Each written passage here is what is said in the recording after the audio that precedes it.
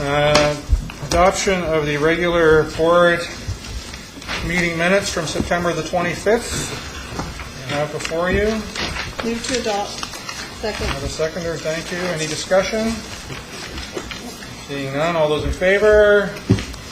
And that's carried. Adoption of today's agenda. Motion to adopt. Second. Thank you. I just have brought to my attention one little itty-bitty typo at the very end. Under item 3 of new business, should read March 19th, 2013. So it's brutally accurate. We could do that. So any other comments? Seeing none, so ask to move the agenda as amended. All those in favor? And that's carried. Thank you. We did have an in-camera meeting from 6 until 7.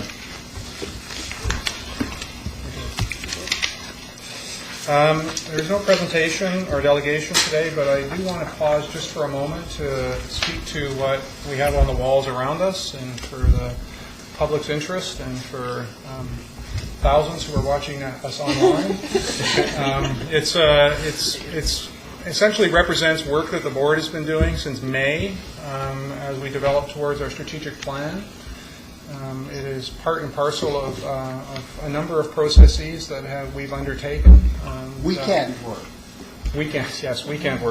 that we've undertaken, and will culminate with a more formal presentation of our strategic plan in the weeks to come.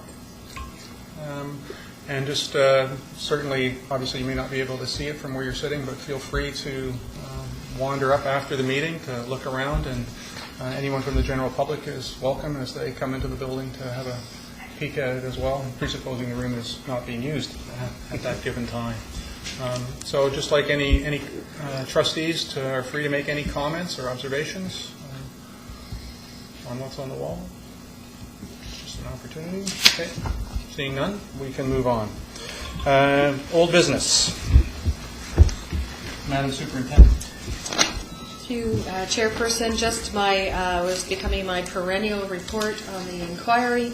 As I've reported in September, that the subject of that report is right now in the hands of lawyers representing the board through myself, the work that I'm doing on that report. This is work from a previous board, of course, so I am the sole holder of the work. This particular board has not seen the report and will not see the report before it's released. But as I reported, there is a number of legal aspects in a public inquiry report that would go in front of the public, and some things that we had to make sure we were doing. We're in the process of doing that, and we're moving as fast as the legal wheels will turn.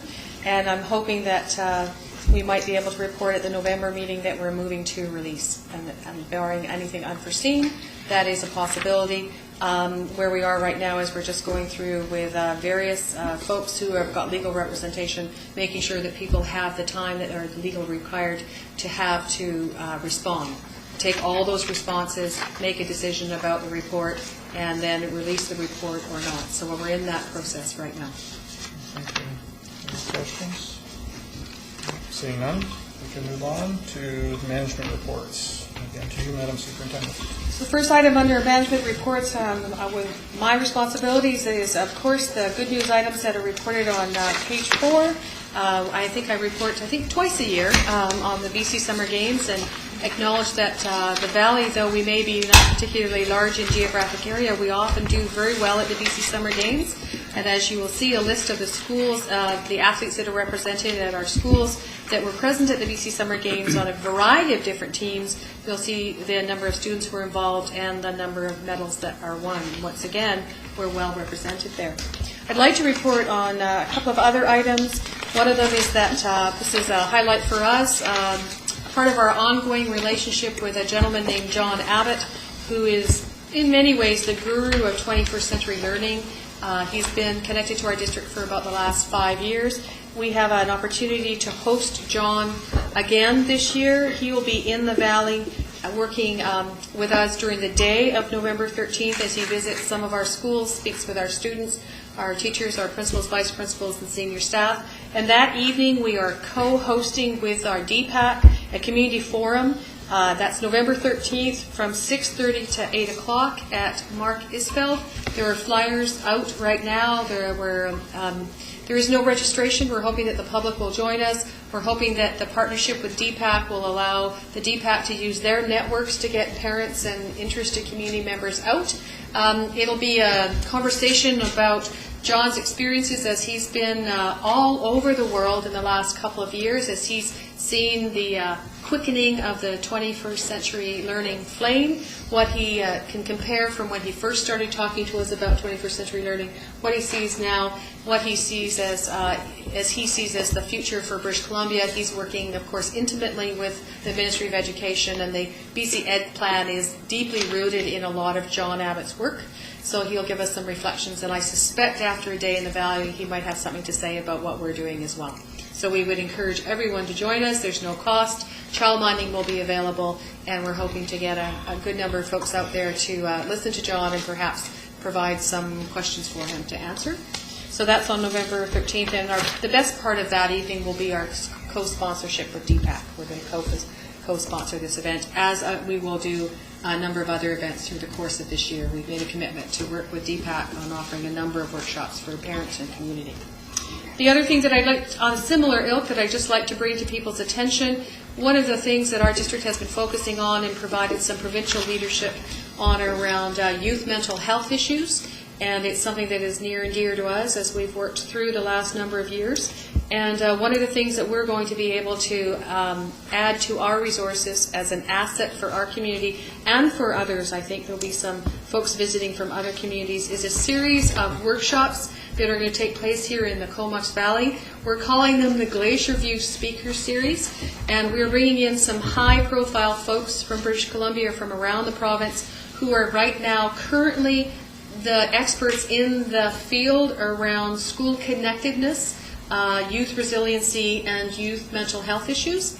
So we're pleased to be a pioneer district on a series of workshops. The first one will be Wednesday, November 21st. It will feature Dr. Elizabeth Saywick, who is from the McCreary Centre, and she also works at the UBC School of Nursing. Some of the trustees who were at the mental health conference know Elizabeth. We've known her. We've worked with her a couple of times in this district in the last 3 years. She will be presenting a free workshop, or a free information session for parents and staff and teachers on making the right connections, school connectedness, and the McCreary Study Adolescent Health Survey. Those results will be ready. And so those are evening workshops. We're getting the information out right now. There'll be another one in February, and that will feature Dr. Kim Schonert-Weichel. I just actually worked with Kim on Saturday. She is an expert in the field of counseling, psychology, and special education. The topic of her workshop will be promoting students' social and emotional learning in school, recent research findings and implications for cultivating caring school and classroom contexts. And then on Wednesday, April 24th, Dr. Lynn Miller, who is an excellent speaker, she was a keynote speaker at the recent mental health conference. She'll be providing some support and some information for all of us, families, teachers, EAs, students themselves, around anxiety disorders in school settings. And corresponding with these 3 evening workshops will be the very similar workshops for our local educational staff. So in the afternoons of those evenings, these people will be working directly with our school staffs and our district staffs to get that personal agenda, or the personal touch around these issues. So we're quite pleased to be able to do that. We'll bring more information to you as we get it, and as we get the flyers out to you, we'll make sure that we send you copies, and we would love your attendance there. 21st of November, time and place? At this point in time, we're looking at, it's at Mark Isfeld, and we're looking at 6:30 to 8 o'clock roughly, and I'll have the final details. Thank you. We actually had an original intention to have them in a smaller setting. We're thinking we needed to move to a bigger, so we're looking at the Mark Isfeld multipurpose room right now. Thank you. And I will post this online. Post all of this information to you. So just to understand that there is going to be an evening session, and then, and as importantly for us as a school district, we're looking to increase our capacity on these issues. So there will be workshops that will be comprised of teams of elementary and secondary teachers, counselors and administrators, senior management, and others. And that finishes my Thank you. Move on. Over to you to Okay. lift funding. Bill 22. So through you, Chairperson, on page 5 is a copy of a briefing note that I have written regarding the lift funding and Bill 22. For those in the gallery that don't read this nail-biting kind of information every day, you will not remember that Bill 33 is no longer in place and was replaced with a Bill 22 under the Education Act, and it has two components to it. One is the Learning Improvement Fund, which has a set of parameters that we need to follow in order to spend that money. And what I provided you is a briefing note that has the parameters that we needed to use. So basically what it is that the lift funding is available to school districts based on a formula basis, and that formula derived approximately $900,000 for us to spend. We had to ensure that we had already spent our operating grant money first, that none of the things that we would be supporting with the lift funding would be things that we would have been able to find the funding inside of our operating grant, and that was easy to do because we don't have an extra $900,000 to spend. And so after we had spent our operating fund, we went through a consultation process that is dictated by the legislation with teachers, with all school staffs actually. EAs were involved in some cases as appropriate, teachers, principals and vice principals, as they made recommendations for other opportunities that they could see lift funding being able to provide support for vulnerable students, other than those things that we would normally provide support through the operating grants. As I've listed there, there were certain parameters around the timing of how we plan for this. There is predicted to be 2 timing cycles. So there's one in the spring where you spend the bulk of the funds, where you can't spend more than 70% of the funds, and then you need to spend the remaining 30% in September and October. And we've just finished doing that process, and we've gone through the appropriate consultation process and done our checks. Where we are right now is that we have spent almost all of the $900 and some odd thousand. We have left approximately $30 some odd thousand for anything that might crop up in second semester at secondary. And of course, one of the things that my briefing note does point to is the need that within the $900,000, we needed to make sure that a certain amount was spent on support staffing. That's 12.5%. That was the formula based. Those parameters were given to us, and we couldn't move outside of that. What I've shown you on a spreadsheet that I did not create, you won't be surprised about that because it actually reads properly, is that at the top you'll see the $909,000 that we were given for the lift fund. You'll see the breakdown of where we spent it and what we spent it on. We tried to take $1 and stretch it to make it about $1.60 is what we did. There's never enough money, and this certainly didn't meet all of the requests that we had. It did meet the bulk of the requests, and we did everything we could with the consultation process, gathered all of the requests, looked at them all, each one individually, looked at them for themes where we could spread the dollars as evenly and as equitably as we could across the district to try to address as many issues as we could. And what you have in front of you is the Learning Improvement Fund plan. So at the top you'll see the $909,000. You'll see the places that we added with this funding. You'll see how we spent it. You'll see that for the most part we took teacher time, created some new positions, topped up some part-time positions. For example, you see a 0.2 of a learning assistance, learning support time as an addition. It's not a full-time position, it's a 0.2. One of the examples you'll see on the left-hand side where you see all the listing of elementary resource EAs, behavior resource EAs. In some cases, in some schools, we topped up the hours of existing EAs because we had room within their assignments to do so. They didn't have full-time hours, or there was an ask around that. And in some cases, we created some new EA positions at the request of schools. So it's interesting spending somebody else's money. It's always fun in some ways, but there's never enough. And so when you're given, when you're given $2 million worth of requests and you have $900,000, you can't meet all the needs, but we've done what we feel After hours and hours of consultation and hours of work, we've done our best to spread it as equitably and evenly as we can. We've worked with the CDTA on this. One of the legislative requirements was to consult with the CDTA, and we did. And in fact, we just met with them with this final plan as late as last week. Where we go from here is that I send the plan off to the ministry. There's a checkbox for me to sign my life away on various stages around the consultation process and the intention of where the money is, and I will have that to the ministry by the end of October, which is my deadline.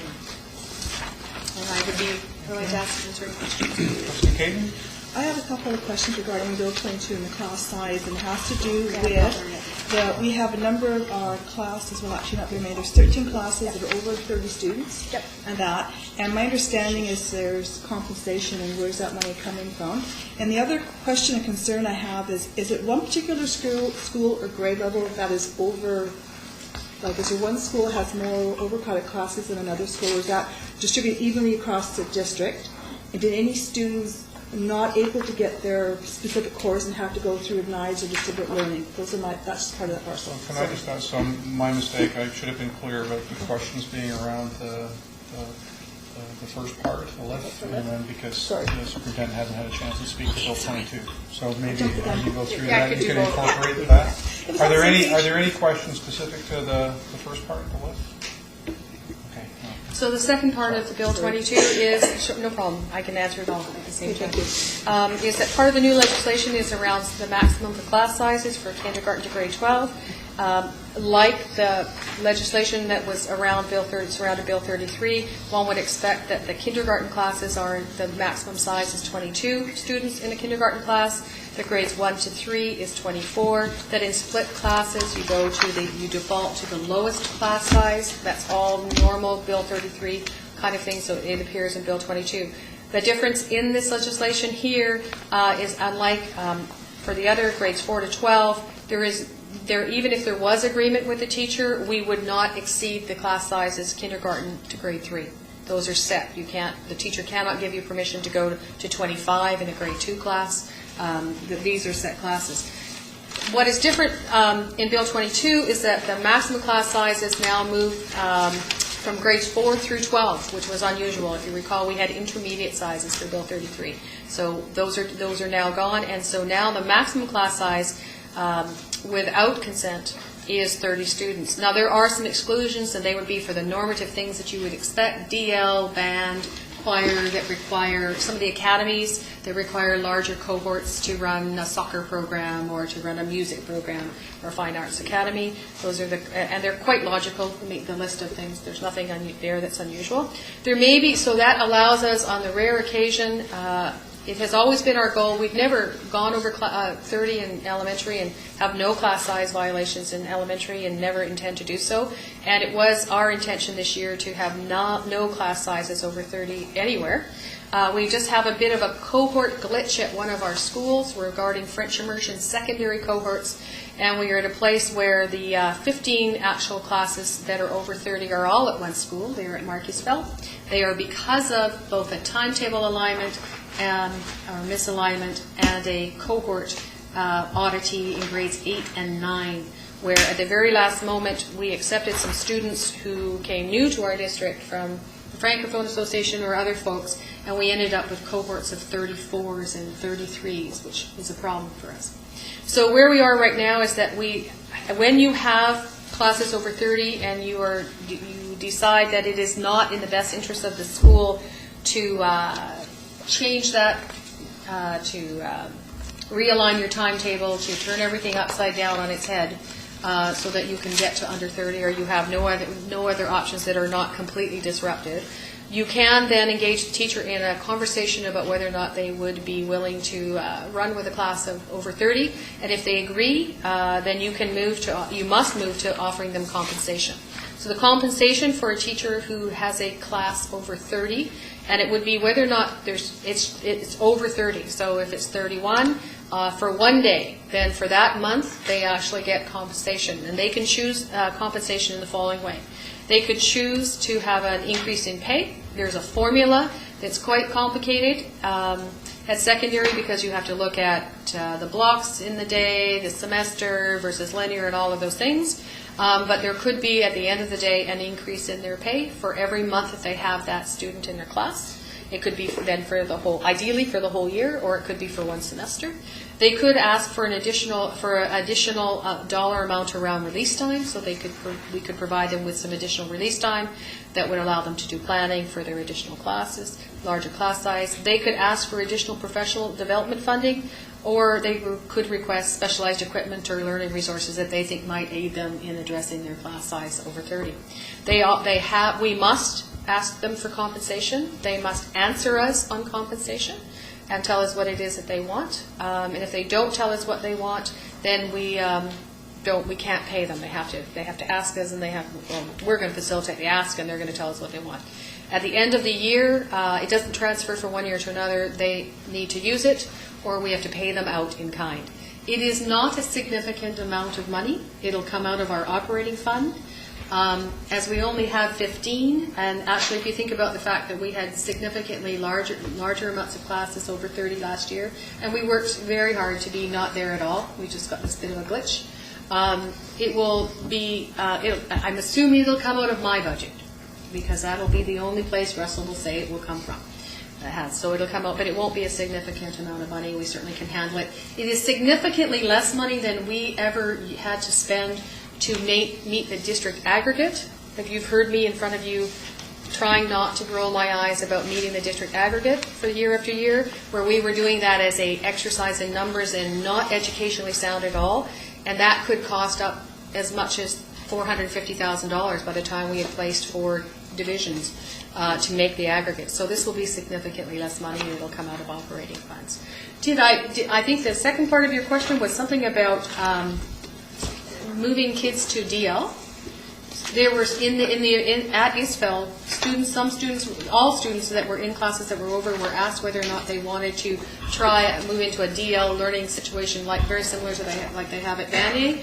And if they were interested, their parents were contacted. There was a conversation, and some students moved. And since then, actually, other students have come forward, and some students who are choosing DL are actually doing a Moodle platform in a DL kind of classroom. Nobody was moved and was forced to a place that they didn't want to be at. Thanks for the clarification. Okay. Questions? Seeing none, we'll move on to item 3, the calendar committee. Thank you. Just to notify the board that the calendar committee will be assembled and start looking at calendar options for next year in hopes of bringing a recommendation to the board in December for approval in principle. And this is going to piggyback on the extensive work that was done last year by this calendar committee. And so we'll continue with that, and you can see the members attached to that'll be represented on the calendar committee. And as I said, the intention is to bring a recommendation for the December board meeting to the calendar. Questions?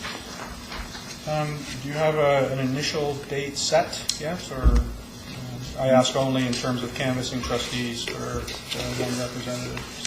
No, at this point, no. We're still waiting for some feedback on some times. Okay.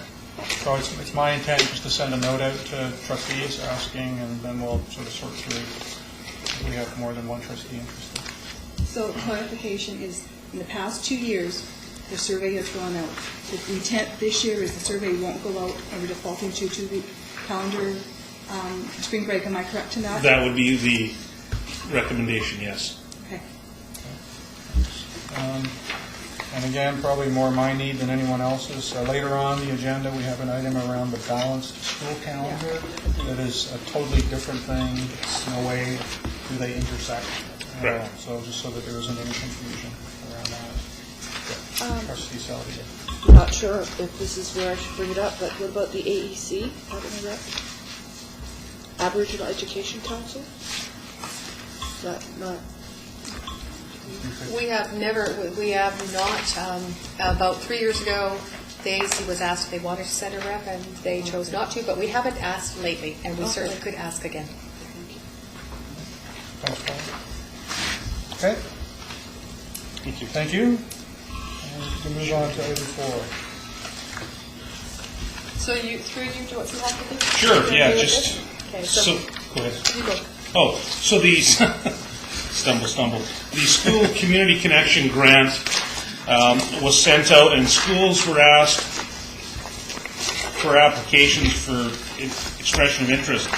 Each district is entitled up to $12,500 in the grant, with an additional $5,000 available per district. And you can see in the briefing, this one was focusing on facilities.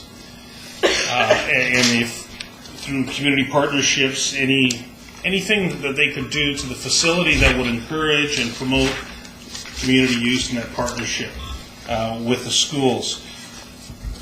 6 applications were received, and only 2 of those applications were complete in terms of having support from the community partners for those specific sites, a budget, and the application.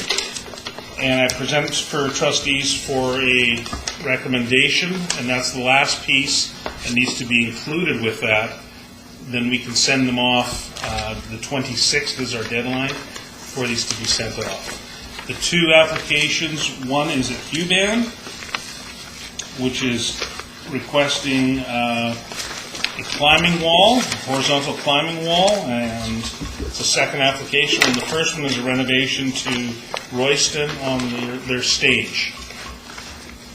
And both applications have support of their respective community partners that would access and use their facilities. Please. So the part that I had offered to help my colleague with, because he is new to this process, is the reminder that as we've experienced this for the last 3 years, what normally has happened is that we brought forward the completed proposals to you, the ones that met all the criteria. When we last spoke, I think it was somewhere, and I can't remember, education, or maybe at agenda planning or something, we talked about having, at that time, we had expected a number of applications to have done all the work and met all the criteria. And by the end of the deadline, we've ended up with 2. And so we have no need to prioritize them for you, we didn't believe. You've got both of the ones that meet all the criteria. What has happened in the past, and I'm just offering this as history, you don't have to follow this at all.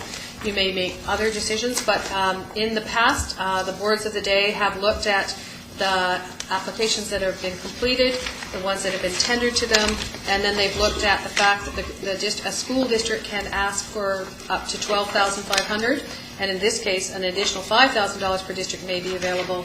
And they have in the past chosen to split that $12,000 evenly amongst the 2 grants and said $6,000 each, or if there was 3 grants, $4,000 each. And in this case, you would have the ability to look at these 2 grants, determine their merit. If you felt that they had equal merit, you might be able to make a decision. You looked at the overall $12,500 with the additional $5,000, asked us to broker with the School Community Connections, that added together and divided by 2. It's really what you feel about the merit of the 2 applications. Thank you. Trustee Graham? Yeah, I've read both of the applications, and they both have a lot of merit. Certainly, I've been into the Royston School on a number of occasions, and it's certainly a bit of a TLC on their stage, etc., is warranted. I like the idea about a climbing wall. Certainly, in one of our schools, Huban is. Those folks are very active, so I would like to make a recommendation that we support both of them and have them brought forward, and if there's additional funding, then we look at that additional funding. So I'll make a motion that we support both of these applications. Did you get that, Doug? So the motion is to support both applications. So, I heard Peter second. Thank you. So, discussion. I have it's difficult when they come and they both have a lot of merit and both really valid. I have a few concerns about the climbing wall one. And first, I don't see a total budget for the project, but I can't find the language here, but I did really think there was something that it was going to cost considerably more than that $12,500. And so my concerns are, where's the additional money for the project? Where is that likely to come from? And in fact, in both cases, if we approve, like I guess with Royston, if we split it and they get half, that is enough to cover the curtains at least, and they could tail back their project. But in the case of the Hugon one, if they get half, is it enough to really do anything significant in terms of this facility? I don't have those total figures. So, Are we able to answer that? okay. It's my understanding that the school was well aware of the maximum amount that they could ask for. They were well aware of the fact that there were other competing applications and that they had some other funding agents attached to this. So they were well aware that they might not get all the funding and that they felt that they could proceed. Okay, so it's just like $8,000 might go towards it. I would certainly recommend that they put something in the final application that goes in that says what's the total budget and sources of the other funding, because if I were a funding person looking at it, saying what's sustainability around not giving them this much. I do have one other concern about it, which is that it is to require a local government resolution. The letter of the support from Randy Witcher does not constitute a local government resolution. That would be some kind of a motion from the board, the Courtney, or the local area director to write a support. So we actually have an answer for that. And that process is occurring as we speak. I just Okay. had an email late this afternoon that I guess it's a two-step process, and their step one has gone through. Yeah. So it's just step two now. So I wouldn't want to approve the split on one that then ended up not being able to go forward. So those are my concerns. Thank you. And may I just comment, just in the history of this, and you'd be aware of this at Lake Trail. If we got to a place very quickly in this that there was if you had chosen to split them, and we became aware that one of them was not going to be able to function or move ahead with the split dollar, or something had fallen through, as has happened in the past, we would inform you, and then we would be moving we understand the spirit and intent, so we would be moving those dollars over to the other application to maximize the $12,500 for our district. Seeing no others, can you read the motion back, please? And so support, just for clarification, for an intent, is that a split of 50-50? Yes. Is that understood, or do we need to be more specific? It's understood? Okay. So all those in favor of the motion? Opposed? And it's carried unanimously. Thank you. Thank you. And we're off to Secretary Treasurer's report. Thank you, Mr. Chairman. The trustees, if you're looking at the agenda, you'll notice there's two recommended motions. The first one deals with the long-range facility plan, and the second motion deals with the capital plan. So I'll speak to the long-range facility plan first. Trustees, you have a printed copy in color of the long-range facility plan. For those agendas that were sent out, there was a URL, and it's listed on our webpage, so the public is able to access this report off of our website. This is the culmination of many months of work and some meetings with board to review the long-range plan. It's a requirement of the Ministry of Education that when we submit our capital plan and have funding requests, that we have a long-range plan in the works. This plan includes 14 recommendations. It includes a fair amount of data that looks at provincial and local trends with enrollment. It breaks down the schools by groupings, so we can look at the east area elementary schools, or the west area, or the rurals, or the secondary.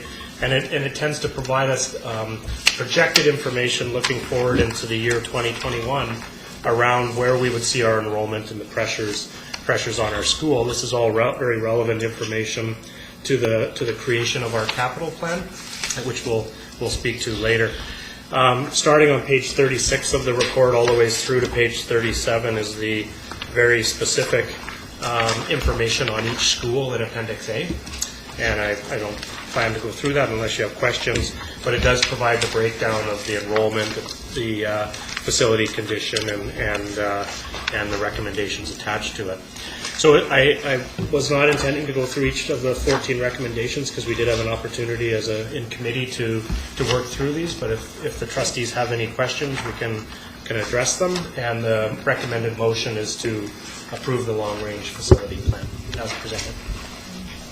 Any questions from trustees? Trustee Payton? So if we were tonight, the process is what next?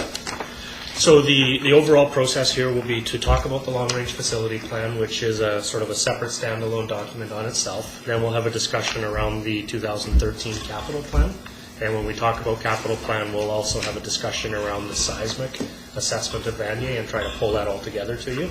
So this is independent of the capital plan, but it is something that's required before we submit a capital plan. So what next? In this long-range plan, there's some recommendations that have significant impact on that. So my question is what next? What do we do with those specific recommendations? Do you set up a meeting where we move further on the conversation? Like what process do we follow next? Right, sorry.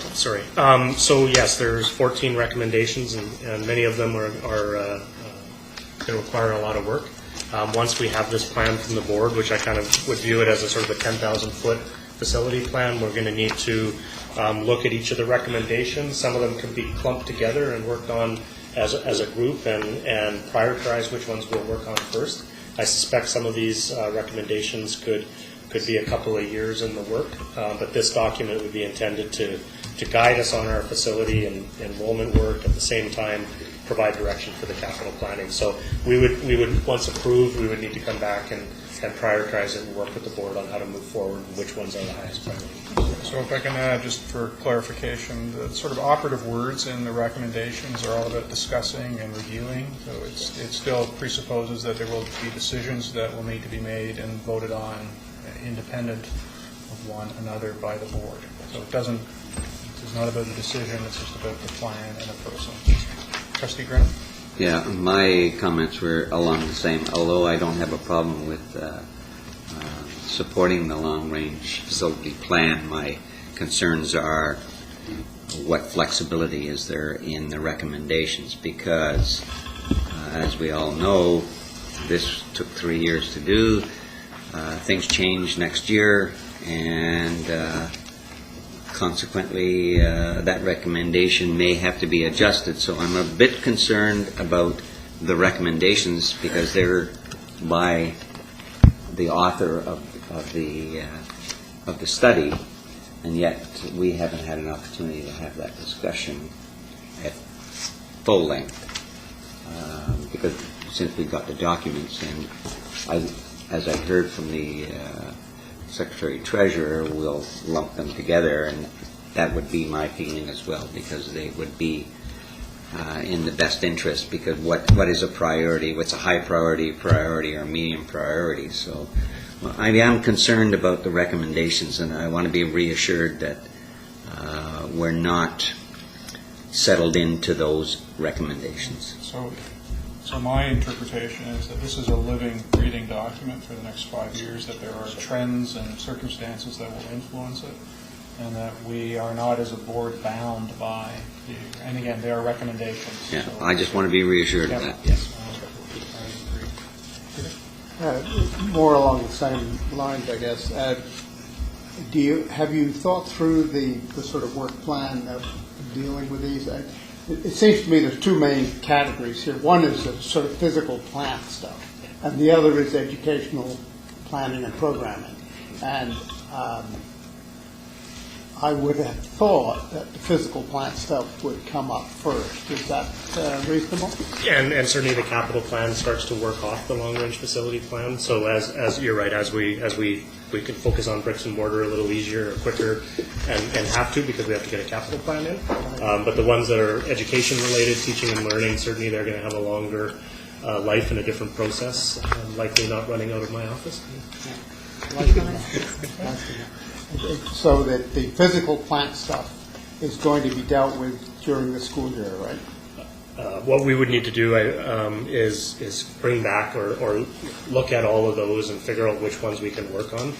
Some of them have a quicker timeline requirement than others.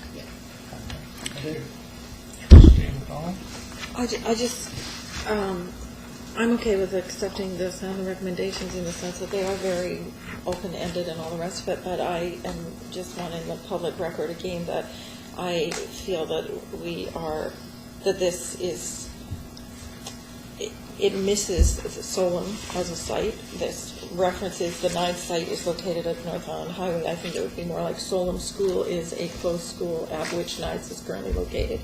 And in the recommendations, it should be, in my mind, it should be included with Brooklyn and Comansell as a school whose uses should be assessed in terms of it. And I think that it's completely missing in terms of any kind of comment about the quality, the physical plant issues around Solon School. So I think that was a gap. I've raised it before, and I still don't really see it reflected in terms of where I think it sits with the rest of the schools. It's sort of off the radar, and we need to keep remembering that it's one of those sites.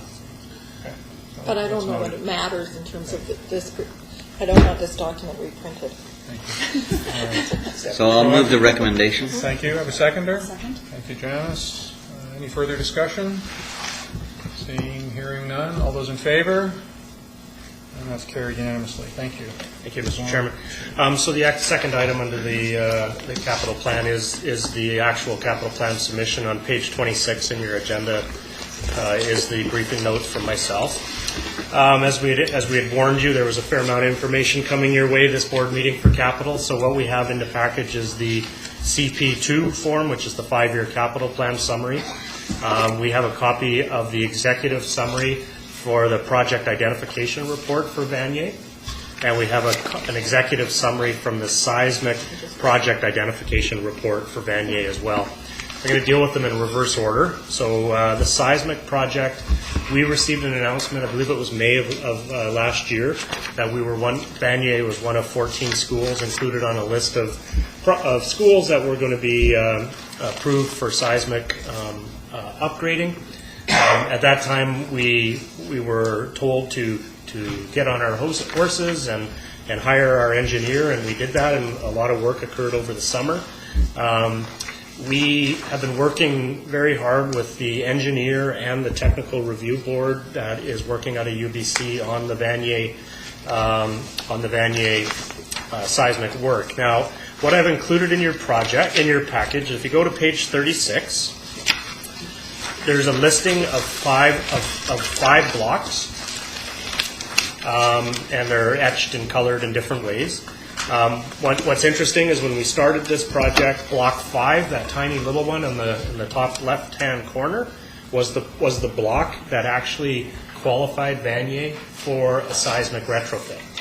And there was a very small dollar amount attached to this project because that's what they were believing they were dealing with. As we worked with the government and the engineers and the technical review committee, it was determined fairly quickly that the entire school needed to be looked at different than their data suggested. So we conducted what was called a rapid assessment. The rapid assessment was a complete review of the entire building, everything from drawings to drilling holes in the walls to check the construction. And so there are 5 blocks in the school. And as we flip the pages through, on page 38, for example, this is on block 1, I believe. There's a little PDE, and I wrote in my handwriting what that means, a probability of a drift exceedance. That's a fallover. So when a school drifts farther than it can exceed, that's a bad situation. So what the remediation work is all about is to reduce the risk of the building to a 2% probability of drift exceedance. And so all of this work, and this is true for all the previous seismic retrofits that have happened in the district, is all about reducing the risk down to a very minimal amount. If you keep flipping through all the ways to page 45 in your package, this is an overall costing of the seismic work. And there's been an extensive amount of work here with drawings and cost quantity surveyors involved, working with the engineers, working with the technical review committee. The pertinent number is at the very bottom, which is the maximum potential project funding of $23,085,000. So this is a fairly extensive project. It's in excess of half the cost of a new school to simply deal with the seismic work attributed to this project. We could have really killed a tree. I think the total reports, when you put these things together, is into that thickness, and what we tried to do is just extract for you the pertinent information. So if we go back to page 30 now, please. Page 30 is, so two things have to occur here. One, we have to do an SPIR, which is the Seismic Project Identification Report, and that is attached to the announcement that we got last May. Then if we want to include something in our capital plan for the school, we have to do a project identification report, so no seismic attached to it. We contracted with GHMA Architects to do the work. They were also the ones that did the work on our long-range facility plan, and they conducted a project identification study on our behalf. About most of the way down, you can see there's 5 principles and objectives that we were working with when we were looking to select a project. We had asked the architects to look at 4 options. The 4 options are, the first one was to simply do the $23 million seismic upgrade that was identified that we just talked about. The second option was to do a complete renovation of the existing footprint. So we would deal with all the seismic work, we would do a complete renovation of the interior, so all the mechanical, electrical, architectural design would be dealt with. It would be a complete rework of the existing floor plan. The third option was a partial replacement. In this option, we looked at retaining the shop wing and demolishing the rest of the school and building a brand new school attached to the shop wing. And the fourth option was a complete total replacement where we would build a new school, and once it's open, we would demolish the existing school.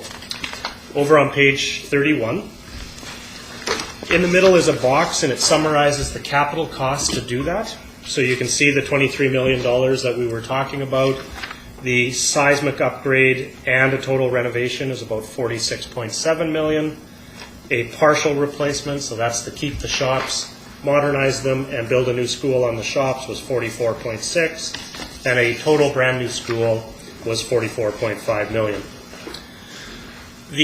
Over on the page 32, what we have to do is we have to also look at the life cycle cost of this building. So there's all kinds of assumptions and data gathering in here, but basically the idea is what would it cost to build and operate the schools based on the 3 options. Now, we didn't do a life cycle costing on just a seismic upgrade.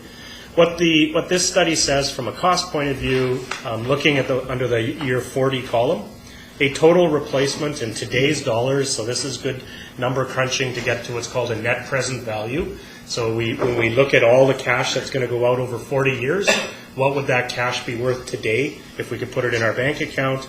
It's worth $40.7 million. The partial replacement is 53, and the seismic and total renovation is 60 million. So the total replacement also came in with the lowest net present value or current cash cost. And over on page 33, this is the whirlwind tour here. Over on page 33 is the evaluation of the 4 options based on the 5 criteria that we laid out. So what we did is some members of senior management with the consultants, we met, we debated, we talked about, we explored what each of the options were, and we came up with a rating on how each of the 4 project options met the 5 criteria. And you can see 4 being the highest rating, and when you go down the total replacement cost, it gets, total replacement option, it has 4s all running down each column. So where we're at, this is somewhat at odds with the seismic project. So we were approved for a seismic remediation, not for a new school. And so we're going to be submitting a seismic SPIR to the government for $23 million, and there's a recommendation that we submit a capital plan PIR for $44 million. And those don't necessarily support each other. Because when you're asking for a new school, you don't turn around and spend $23 million on an old school. And as early as this afternoon, Ian and I were involved in a discussion with 3 people from the ministry asking what it is we're doing, and what our response was is that we believe that the best option is a new school, but we looked at 4 potential options that are listed and identified in the project identification report, and the full report is very thick and has all the detailed calculations. And if the board were to approve the capital plan as recommended, that we would then engage in a discussion with the ministry around what the best solution is for this building over the long haul. So they have money aside for seismic. I don't know if they have $23 million. If you remember, there was only $122 million attached to the entire 14 schools. So we may have put ourselves out of the race, the funding race, just because we ended up at $23 million for seismic. So we don't know that. We know that if there is money in there for this school, that they can't take that money and turn it into a new school. So we know that's another constraint that we're dealing with. And so what the strategy would be is probably Ian, Sherry, myself, hopping in a car, go down to Edmonton. I can't believe I did that. I tell you. I hear they have money. I can't believe I did that. We would go down to Victoria. It's a little chilly. Probably better luck in Victoria. Oh, that's funny. And we would meet with the ministry folks, with the engineers, the technical review committee, and our architect firm. And the purpose there would be to develop an end in mind. What is the best strategy for this school? So it could very well be that after those discussions, even though we may submit, if you approve a new replacement school, that we come back to you after that discussion and say that we ended up having a different discussion and we'll have to reconsider potentially one of the other 4 options. I think I've covered off in detail. There are 4 recommendations. I'll just go through those. In the middle of page 26, there are 4 recommendations to include in the capital plan in order of priority. So the first recommended priority is to deal with the replacement of GP Vanier Secondary, $44.5 million, plus or minus $40 million, depending which paper you read. That's not right. That was funny. The second one is the mechanical upgrade for Miracle Beach. So we also did a project identification report on Miracle Beach, and that is a $1.1 million project. We also would recommend that we submit a mechanical upgrade for Royston, which is approximately $800,000. And the last one would be a building envelope project for Cumberland Secondary. Cumberland has been on the list for a while, but there's a provincial process around how they're dealing with the building envelopes, and we just need to continue to put it on our capital plan. So in total, it would be a $49.255 million capital plan request for the 2013 capital plan. Questions? Trustee Selby? My question is, for the replacement cost of Vanier, does that include the demolition cost of the old? It does, yeah. It's all the site development, demolition. If we go with a new school, it wouldn't include any temporary accommodations, where if we did a modernization, we'd have to bring in portables as well. So all those costs are included. Yeah, I'm a bit concerned about Block 1, because that's where the automotive shop is, and the carpentry shop, and the welding shop, etc. You see no value in keeping that? Block 1, so that is the option number 3, 3. which would be to keep the shops and build a new school on that. Yeah. So if we keep Block 1, we still have to do the seismic work. We Right. still have to do a modernization of that area. I see, okay. Right, and so it is a viable option. What is really nice about that option is we're able to hopefully retain larger shops than what we would get through a new school. Right. That would require some dialogue with the Ministry of Education to get them to agree to that, but that's the advantage of that option. So that, I think, is also a viable option. However, when we looked at the criteria and applied the matrix to the options, we came up with the new school as the number 1 option, but certainly that is a viable option, which we may end up as we have the discussions with the ministry coming back to. Yeah, well, it may be an option that the ministry might be interested in as well, because certainly those facilities are very hard and very expensive to replace, and some remuneration of that building may be well worthwhile of an investment. Trustee Caden? So, I think it's a great idea, but the concern that I have is, didn't the ministry say something regarding that boards of education must focus on the seismic upgrading rather than the replacement cost? And I'm wondering, when I look at this, it kind of deviates from what the recommendation is, and how would the ministry actually look at that, considering that's what they want us to look at, is not the replacement part, just the seismic upgrade. So we have done that. So the SPIR, which is the Seismic Project Identification Report, purely looks at that. Okay. So there's two submissions going in here. One is the seismic PIR, and one is the capital plan that has the school project identification report in it. So option one in the study is exactly what that is. It is just a seismic life safety project. There's no mechanical, electrical, or any of that kind of stuff included in it.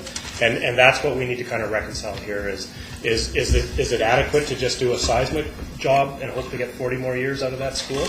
Not likely. It's a very well-used school. It's in darn good shape, but it is getting old and expensive to maintain. So we are doing what the ministry asked. So the SPR is just purely what you just said, and then the capital plan is putting another layer on top of it, saying we want to talk about the whole school, not just the seismic piece. If I could just add to that, I think it'll help you with some clarification. This isn't going to be news to the ministry. We've been talking to them the whole time.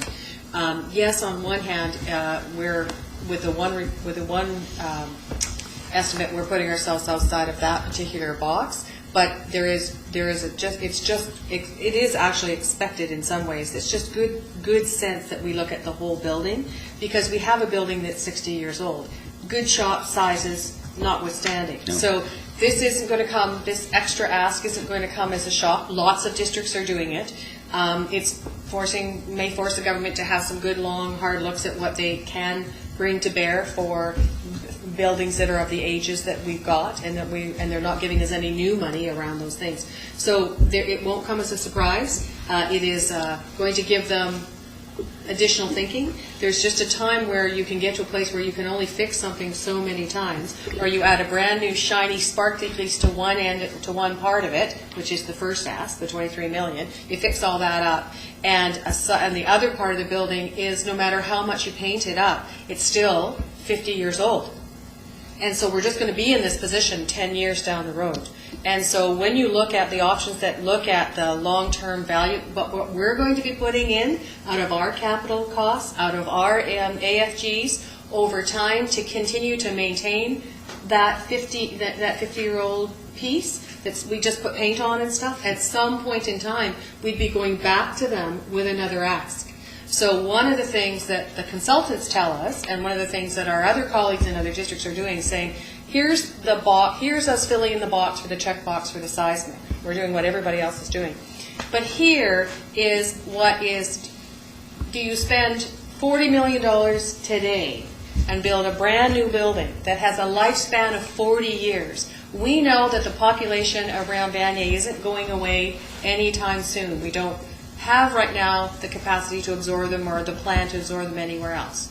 So do we do that all now, or do we put $23 million in some ways as a Band-Aid on one section of the building, only to come back to you 10 years from now for another $25 million? Well, then we're looking now at $50 million, and if we put $60 million together right now, or $45 million where we are right now, we've got a 40-year-old building. So that's part of it. So it's like they're not going to be surprised. Yeah. Trustee Coleman? Yeah, I mean, it all makes perfect sense, and it would be nice if the ministry could see the sense in it. However, there is a concern, I think, quite a genuine concern about the matter of urgency. The seismic upgrading stuff is being treated as urgent. It is. Replacing school buildings may not be so high on the agenda. What I'm afraid of is by going for what is obviously the better option we lose out on the urgency of the seismic upgrade, and that could be dangerous. That's right. And the discussion we had today was if this school is a little bit unique in the sense that it is a seismic project that's been announced, and it also has a very high number that indicates it's a very old Warren building. So they have both the facility condition and the seismic issue to deal with, and it's a little bit unique that way. And this may require some thinking outside of the box, and I'm not sure we can do that, but that's what the discussions would be. And the other question mark too is, now that it's a $23 million project, are we already outside of the box, right? When I gave that number to them, they're kind of like, holy moly. So that's a little higher than what they were anticipating, right? It seems to me what we have to, every time we talk to them, we have to attach that urgency label to it. Trustee Brown? Yeah, and to follow up what my colleague has said, this certainly gives the ministry some options. If it's one of the top 14 in the province and their top dollar is $120 million for the 14 facilities, if they can look at capital investment and then that reduces it to 13 schools, whereby more money for 13 schools rather than 14 schools. But I think we have to go in with the understanding when you visit that it's either or. It's not, well, maybe we'll consider that. I mean, they have to come up, they got to belly up to the bar here and say, yes, we'll look at it. It's one of my youth. Okay, thank you. So the whole point here is that they've got to make some kind of commitment one way or another. We're giving them two options. And Trustee McDonald? Oh, so first I'll just, on the Vanier question, I'm feeling kind of vindicated because I know that a couple of years ago I said, why are we putting $20 million into this old school? Shouldn't we be looking at other possibilities? And at the time, the possibilities of a school, a high school, new high school on the west side, sort of interesting to look at. I want to put it at the mall. I think we've lost our chance. But I mean, there's some really interesting opportunities. Obviously, the connection, the possibilities for neighborhood learning synergies with the rec center, although that is also an aging facility too, and we've lost the $4 million going into the Lewis Center that could have been in this type of a project. So you kind of the capacity to plan if we didn't have this urgency and if we were. I mean, it's interesting. So I think it's a good route to go when you really look at we would get what we want rather than what is currently there. I was a bit surprised about the numbers because I'm just thinking about our projections around secondary students coming ahead, that we were looking at the three high schools having combined more capacity than was going to be needed, and that 1,200 is actually. We were looking at numbers for between the three high schools that would leave. I remember seeing a projection on Vanier that its numbers would be down to 700 students, right? So, I mean, I remember never believing. Yeah, I remember never believing them. Oh, okay. Okay. But there are other places. There are other reasons to ask for that anyway, because it gives some flexibility around different types of programs in there as well. So that's one thing. I guess I'm wondering a few questions about the number 2, 3, 4 items, because to me they're not entirely consistent with our schedule in the long-term facility plan on page 11 that shows what the existing facility assessments were. Now that is 2010, so some of the schools that are really high up there, like Highland, has been addressed to some extent, but these three schools are all in the average ranking, and I see Arden, I guess it had some work done, right?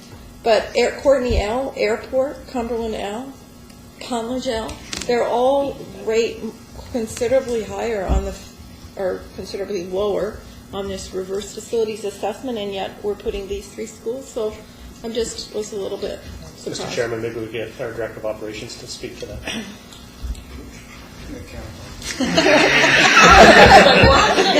Squirm. Sorry.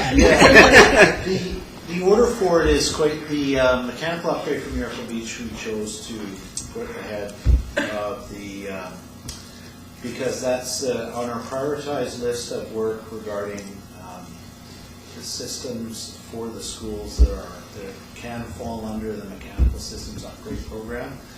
Miracle Beach is the #1 project within the district after Bandy, and then followed that by Royston.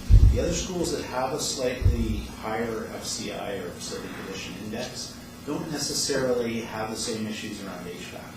So that's where these programs are particularly expensive. And we've done some significant upgrades, Cumberland Elementary, Royston, or sorry, not Royston, but Arden Airport Elementary.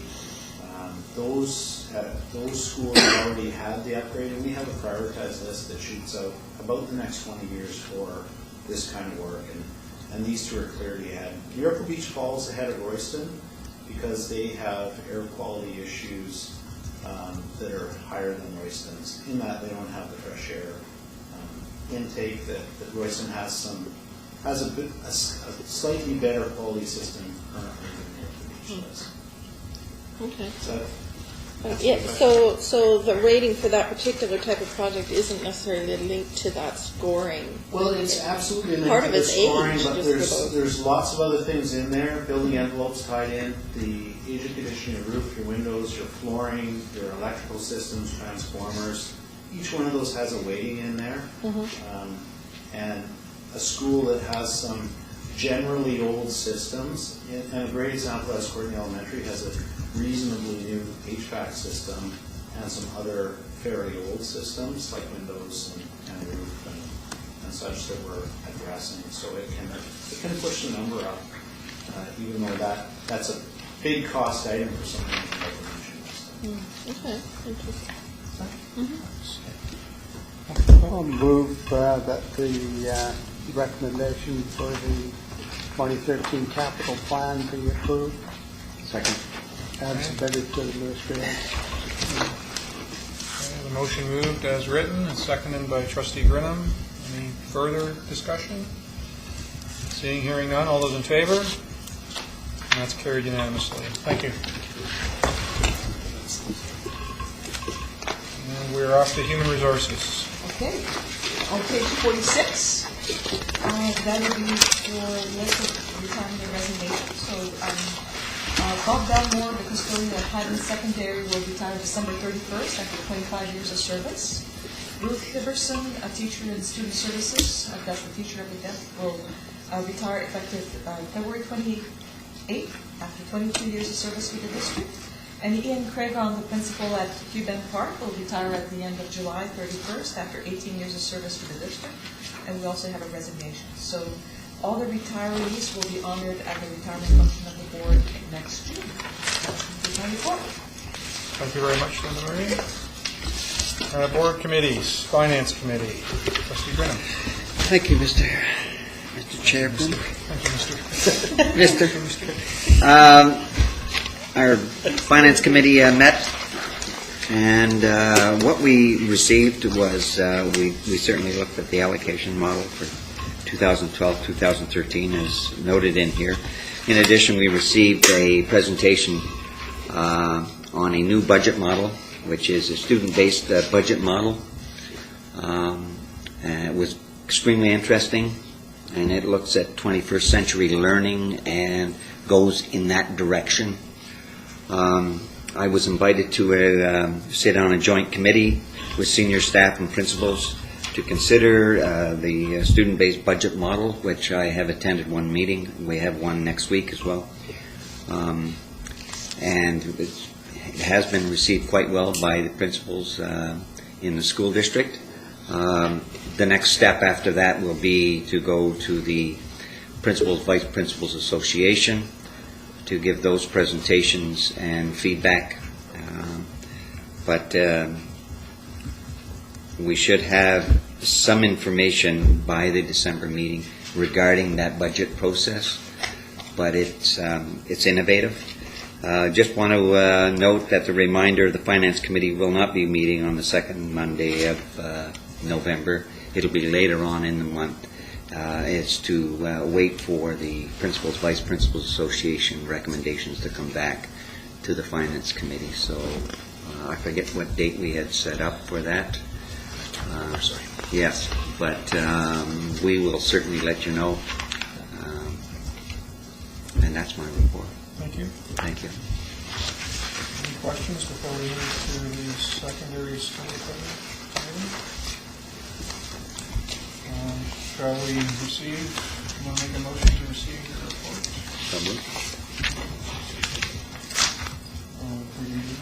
Okay, all right. I've just been advised that I made a faux pas, that let's backtrack. We need to request a motion to receive the management reports. So moved to receive Thank you. Do I have a seconder? Second. All those in favor?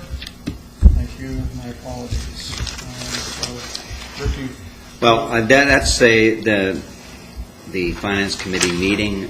I also have a briefing note here on secondary school equipment and a recommendation at the bottom. put it all together? I would like to put it all together, so Thank you. without going through the whole process again, I'll just move the recommendation at the bottom of page 48. I have a seconder? Second. Trustee McDonald, beat you to it, Janice. Thank you. That was quick. Any discussion? Briefing note is before us. Thank you very much. Seeing none, hearing none. All those in favor? And that's approved unanimously. Thank you. And move receipt of my report. Thank you. Second. Second by Janice. Thank you. All those in favor? That's carried. Policy Advisory Committee, Trustee Sylvie. The October meeting was canceled. Our next meeting will be November 6th. Thank you. No report there. Education Committee meeting. So you see before the minutes from the Education Committee, there's two conversations, and I'll ask our Assistant Superintendent also to talk about the presentation on the graduation requirements dialogue, so the information on that one. But I would like to acknowledge the students who attended from Marquardt Isfield. I was amazed and just blown away by these three wonderful young students, very thoughtful. Their insight of school and their take and their feeling of Isfield was just remarkable. And yesterday I sat beside an incredible young lady from Highland regarding the graduation requirements, and you know, I'm really, really amazed and thankful for our teaching staff in our district, because we've got some wonderful students that are coming out of our system here. And what it made me think, and I think I'll give you guys a notice of motion for the next meeting, I think it's time our district recognize the Student Advisory Committee or Council and invite them to join with us and have a dialogue. So I'll work through the superintendent and move forward on that. They're amazing. And this young lady yesterday, her insight of grade 12 and graduation and the marks and the impact it's had on her education is something all trustees should listen to and also we can learn from. So, Mr. DeMayo, do you have any comments on yesterday? Yeah, I'll just bring folks up to date. We took a team of 25 representatives of our district and our community up to a graduation review forum yesterday evening in Campbell River. And as Trustee Caton had pointed out, there were students in there were business folks in attendance, and there was 5 questions, guiding questions around things that the ministry wanted to know, some pretty open-ended questions around skills that students should have when they leave school, and ranging from that to how do we communicate their learning, those types of questions, and some excellent dialogue and some very, very valuable input from the students and staff members that were there. I can proudly say that we had the biggest representation at that forum, which included districts from Qualicum all the way up to the North Island. And it was folks that we spoke to today and driving back, they all felt it was a very good exercise. And those submissions, along with the submissions that we made at the Education Committee, will be submitted to the Regional Forum Director, who will then put them in as part of the presentation and will be sent down to the Ministry for consideration and review when they look at that document. And the timeline has shifted a bit. They're looking right now at having a draft document back in the system by early in 2013. Motion to proceed by report. Have somebody a seconder? Thank you, Donna. Second. All those in favor? That's carried. Thank you, John. Transportation Committee meeting? Well, they just had the next meeting is actually on the same day as the Drug Strategy Committee is bringing a speaker to talk at the Stan Hagen Theatre about developmental assets, and it's going to be a really interesting session, so I'd love to reschedule our education meeting earlier, or something. I don't know. I do want our discussion about the achievement contract, but it is actually going to be a really interesting meeting. So. Sorry, I've lost the thread. Are you I'm talking about just talking about something transportation, that's or are you talking about education? No, I'm talking about education committee meeting. education It's a big conflict with something that would be of interest to everybody. So, but Under advisement. maybe not important. So Transportation Committee meeting, scheduled date is November the 5th. Yeah, we're meeting bi-monthly, so nothing to report. Thank you. Any board appointees and other bodies and committees? We have the 2012 First Nations Education Steering Committee Provincial Conference, which is on the 22nd to the 24th, and as per board procedure, a recommendation as noted there. Would somebody like to move the recommendation? Move recommendation, please. Have a second. Thank you, Rick. Any questions, comments? Hearing none. All those in favor? Thank you. And Trustee Selby will be attending. Correct. Perfect. We look forward to a long, detailed PowerPoint. Lots of ones. Cole's notes are good. If we can move into new business, Trustee Grinham, notice of motion that was brought forward at the last board meeting. Yes. And just as a prelim to that, this is not, my motion is not to be considered as part of or anything about the calendar committee or anything else. This was just simply, I would like to have the information regarding what a balanced calendar would look like in SD 71. The ministry has now loosened the reins where calendars now can fluctuate from full year to the whole gamut. And so I'm just looking for information for the board. And so my motion is, and I move that the board direct senior staff to provide an overview of the use of a balanced school calendar for SD 71. Okay. Have a seconder? I'll second it for discussion. Second discussion. Okay. Rick, do you want to start? Is that, do you have anything further to add? No, I don't think so. Okay. Trustee McConnell? I'd like to propose an amendment that we ask the board senior staff to provide an overview of the use of a balanced school calendar and other alternative options, or other alternative calendars. So for clarification, is that like an imbalanced? That would include issues about the possibility of a 4-day week or staggered start times. I'm interested in, from an educational perspective, what the idea behind these are that these are approaches that are good for student achievement, and so I'm interested in having an overview of other types of calendars that are pros and cons and costs related to other types of calendars which might also be possibilities for our district. So my response to that is I think that it's not consistent, or it's too different from the motion, and I'll explain why, and you guys can help me out with it. My understanding from Trustee Grinham's motion is simply, perhaps not simply, but an explanation as what does a balanced calendar mean, as opposed to here are 16 different ways the balanced calendar could be applied, and here are the costs. I didn't see it going into that kind of detail, but really just a briefing note, some background that provides a larger context, broader context for the board. Yeah, That's that how was I've my- understood the motion. That was my intent. What I understand your amendment to be is much more specific around specific options of we could do this, we could do this, we could do that. So I would see it not as an amendment. If that's something that you're wanting as a separate motion, then that's, that would be your prerogative. Well, I think there are a variety of calendar formats. A balanced calendar is one. There are others. I would be looking for an overview of the range of options. I mean, there are 2 or 3 others besides what we currently do and a balanced calendar beyond that.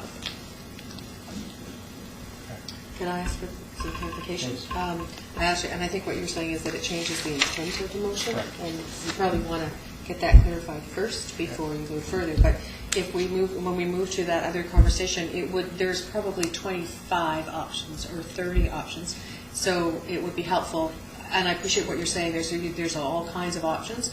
If you have some specifically if you get to a place where the board votes on this, we would need some direction about what specifically, and I've heard 4-day week and staggered start times.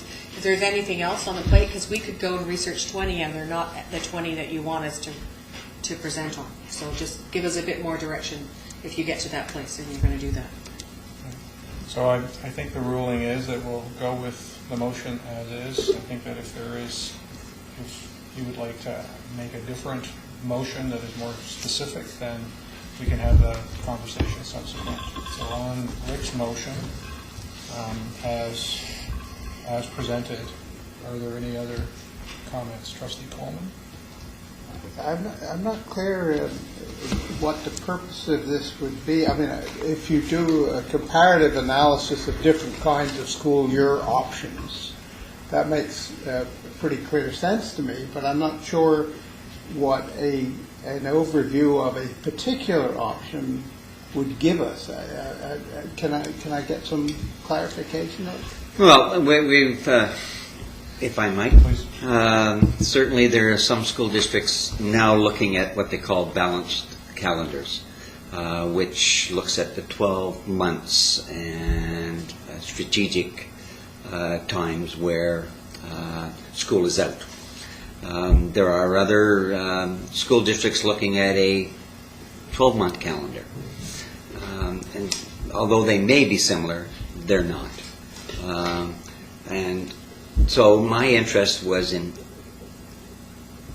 I don't think this school district wants to look at a 12-month calendar, but might be interested in looking at what they call a balanced calendar, whereby rather than, I'm hypothetical here, rather than 10 weeks off, they have 9 weeks off. And then some of that time is during the December-January period. There's a longer break in there.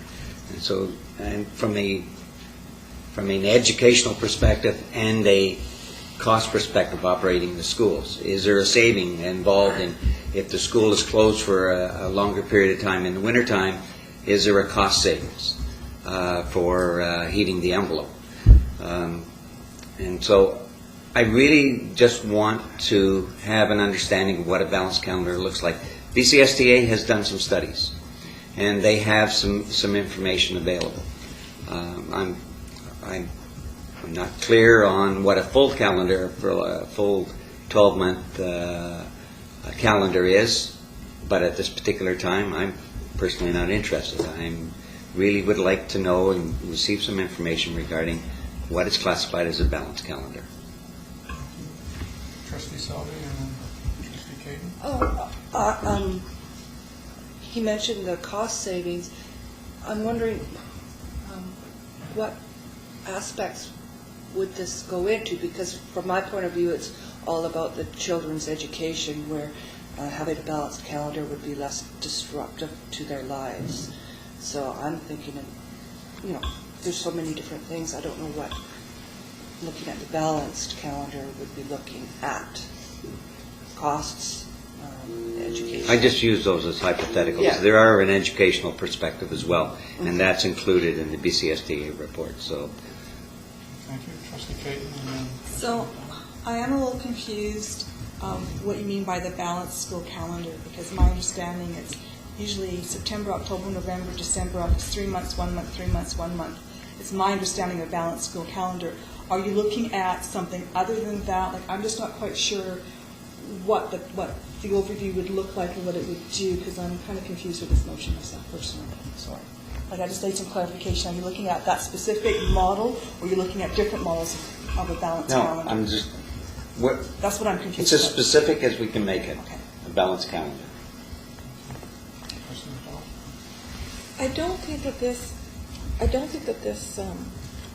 motion really gets us anywhere, in that if we pass it and senior staff come back to us, we will then be saying, okay, thank you. And if we're interested in moving towards it, we're now going to do more work, or we're going to pass a motion to look at some other options. So, and although Trustee Grinham may be prepared to say that he's not interested in a year-round, I can't unless I have had some information and some evidence presented to me.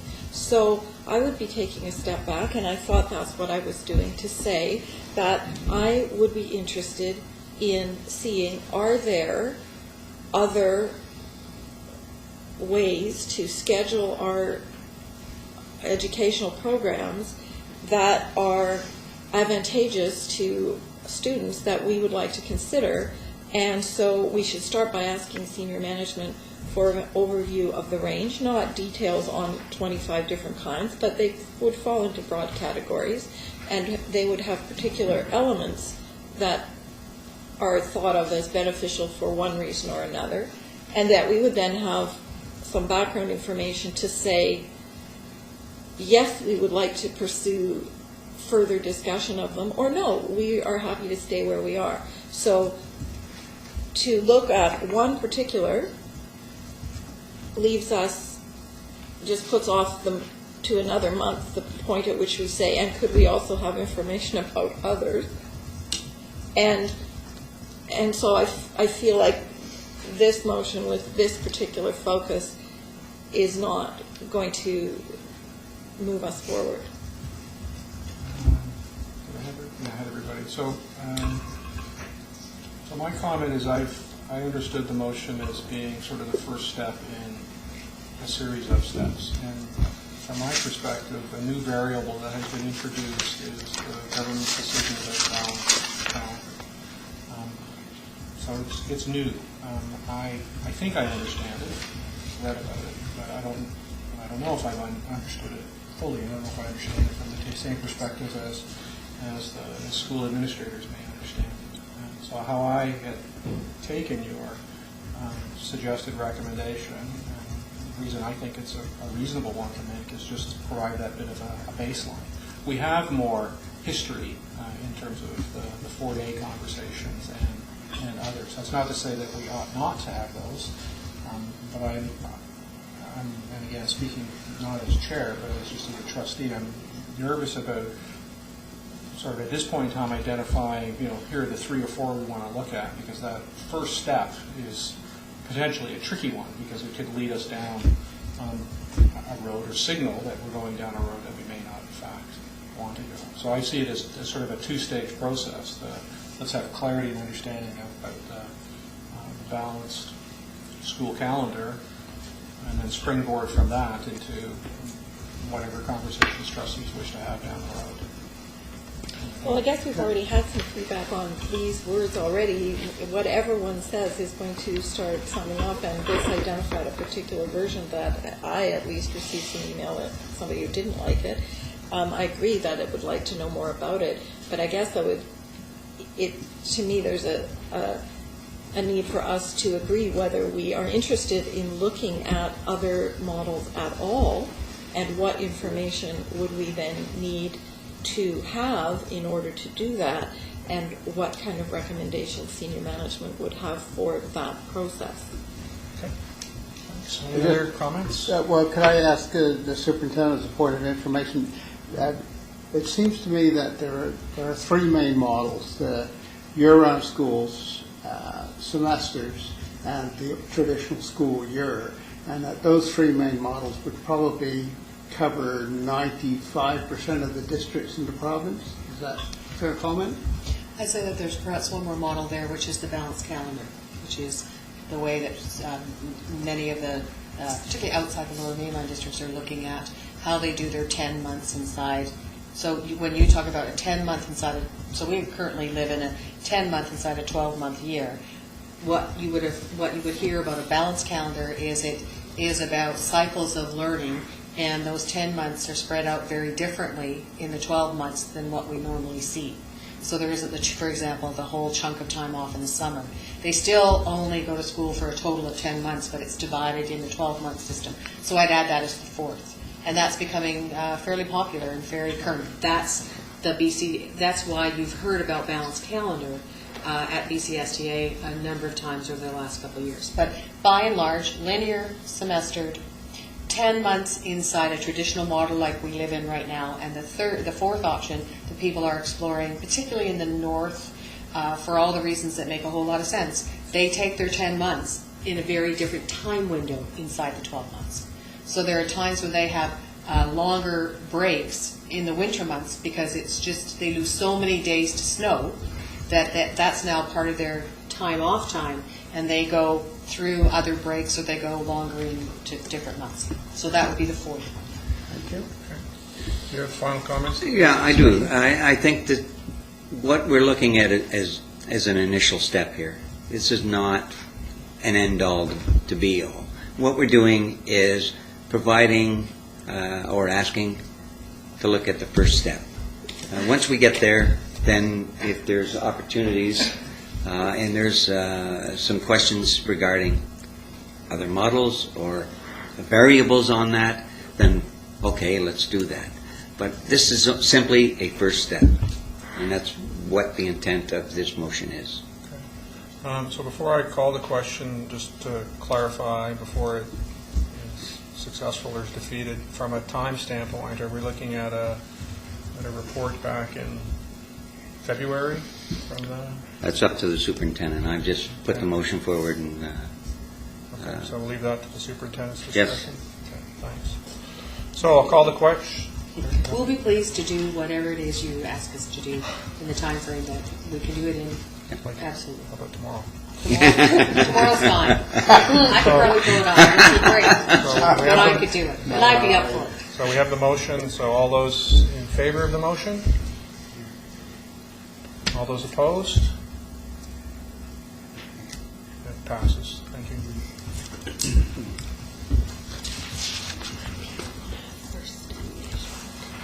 All right. BC Hydro statutory right-of-way, Yes, Denman Island. Mr. Chairman, on page 52 in your package, I have a briefing note attached, and then on page 53 is a map. We've received a request from BC Hydro on behalf of Hydro and TELUS for a statutory right-of-way on our Denman Island school property. If you turn to page 53, there's a map that shows the school site. In the middle, there's a beautiful star that says approximate location of work, and then there's a very, very small box in the southwest corner of the entrance. And I could do that one because the north is on the map. Southwest. And what this is a guy wire for a telephone pole that's not located on our site. And so they'd like to make the guy wire legal. It's there now, as I understand it, and they want to go through the process of making it legal. They have a standard offer of $500 for a statutory right-of-way that I understand they provide for all property owners, and the recommendation would be to do this at no cost to the school district. New recommendation. Have a seconder? Thank you, Donna. Any discussion? I know it's only $500. That just goes into general revenue? Absolutely. It should go to the school. Should go I think they could spend general it. revenue. Okay. So the motion's been made. It's been seconded. All those in favor? And that's carried. Thank you. And our last item is just to confirm the board meeting that we will have in December, as well as the board meeting that we will have in March. So it falls outside of the normal schedule because of obviously Christmas and then the winter break, spring break, hopefully by then, so the winter break. So it's just for board information and for the public, December 18th, 2012 and March 19th, 2013. No correspondence. So before adjourning, questions and inquiries from our audience. One question. I was at the PAC meeting at Isfeld, the last PAC meeting, and there had been mention of a lack of bursaries and scholarships for that school population. And they were looking for ideas as to how to remedy that. I was just wondering, what's the percentage of scholarships that are specific to the school and the percentage that are for any of the three schools? So it'll probably come as no shock that I have no idea. So I'm going to turn to the superintendent, hopefully does. I can answer the general philosophical question. I don't know if I got it absolutely accurate. When I was the assistant superintendent, and to be fair to this gentleman, he's just started, so he hasn't got to do that lovely task yet. But I know that I was fairly familiar with them at the time. So there are a number of categories of scholarship and bursaries that are available to students in our high schools. The bulk of them are actually the provincial scholarships, and they're based on academic marks, and that's done by and those allocations are done on a formula based kind of from the ministry. So there is equity based on enrollment in grade 12. They don't, like, for example, Sylvania gets more of them because they have more grade 12s, but there's a formula-based provincial scholarship based on academic marks. That's the bulk of the scholarships and things that are available. What is in play for Isfeld is that they are a relatively new secondary school, and compared to George P. Vanier, for example, they do not come close to the number of specific individual donor-type scholarships and bursaries that are available, usually from alumni, usually from families that have been connected to Vanier for a long time. So there can be, when you look at the scholarship booklet, a page or two for Vanier of specific individual bursaries, scholarships, $500 or $3,000 in the memory of somebody from Vanier, or from an alumni who's a business person or has gone on to a professional certificate level and as an engineer wants to, to reward a Vanier student who is going on into engineering. And simply because of their newness on the scene and not having a large alumni presence in the Valley, Vanier, of course, has more than Isfeld does. Highland probably has more than Isfeld does and doesn't have as many as Vanier. So in terms of percentages, I don't know what the exact numbers are, but significantly different because of the life that Isfeld as a new school. Ron, is that pretty accurate? Absolutely, and Vanier has the legacy. So anytime we at the district see any legacy bursaries and honorary memorials, those kind of things, Vanier, it's about 50, 30, 20, to be honest, of the ones that we manage at the district level. That's not to say that they get a ton of organizations that support their region. So Highland sometimes gets a lot of the businesses from Comox. Yeah. Isfeld straddles the two, obviously, and Vanier gets a lot of the Comox or the Courtney ones. And so they also have their own agencies that obviously distribute funds directly through these schools to the crowd committees and that kind of stuff. But of the ones that we do maintain, the legacy ones, the bursaries, it's about a 50-30-20 split, with obviously 50 going to Vanier, 30 Highland, and Isfeld. Now, the good news is that as new bursary providers come on board, or as sometimes what happens even with legacy bursaries, I've been involved with conversations of folks that are now the holders of the legacy bursary. And as we have an opportunity to talk to them because they're new to the process or they're wanting to create a bursary, as we talk about that inequity, very often, even the alumni, Vanier alumni legacy folks, now that they understand that there is another high school, they're very generous, and we usually flatten it out. Like they will all of a sudden take their money and divide it again and provide for Highland and Isfeld, or they'll make a decision to perhaps when we talk to them about, last year I had a conversation with someone and did speak to that inequity, and they said, well, I were thinking Vanier because that's what they knew, and now they actually, it's an Isabel bursary, right, because they are trying to address it. So when we have opportunities, people are very reasonable for the most part around that. But it is part of the growing pains of a new secondary school, for sure. Thanks. All right, seeing no other questions, I'll entertain a motion to adjourn. Second? Janice, thank you, Rick. All those in favor?